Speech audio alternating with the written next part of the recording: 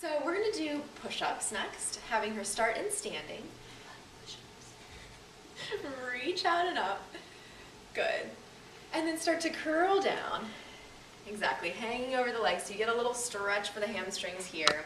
Then go ahead and walk out hand over hand into the plank and just pause in your plank for a second. So we're looking at finding that line of energy from the top of the head all the way down through the heels of the feet. The abdominals are drawing in and up towards the spine. And then she's going to bend her elbows, bringing them close to the rib cage. And then press up, lifting from the belly. Press with the arms and with the abs and with the breath. Do one more time like that. Beautiful. And as you can see, she keeps a really great line through her body.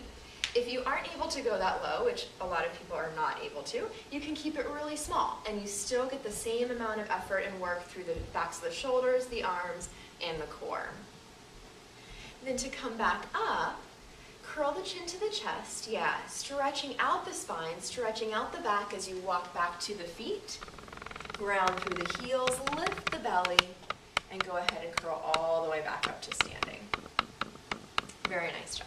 An area that a lot of cyclists are tight is in the front of the thigh and hip flexors. So doing a good quad stretch and hip flexor stretch is really important after so much flexion on the bike and repetitive motion. So it's important to do a quad stretch well. We're all about making the most out of your time and making the stretch efficient and effective. So if you're going to do it, you might as well do it right.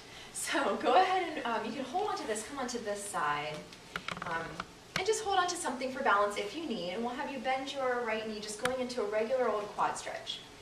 But what we want to look at is making sure that the thighs are parallel to one another. So the tendency sometimes is to have this leg wing out to the side, but we want to keep the thighs parallel, the hip bones pointing forward, and the abdominals drawing in. So if you get a little tilt of that pelvis, pulling the belly muscles in, you'll probably feel even more of a stretch down the front of that thigh. Keeping the posture upright is also really important to get that entire elongation through the front space of the hips. Then the other stretch that is important is a larger hip flexor stretch. So go ahead and just step one foot back. Yep. Good. And on this one, don't worry about keeping the heel down for a calf stretch. What you're going to do is allow that back knee to bend a little bit and tuck the pelvis under. So again, we're elongating and stretching through the front of that hip. If you'd like to, you can take the right arm up to the ceiling, the same arm as the leg that is back, and go into a little side bend and even a tiny bit of extension here.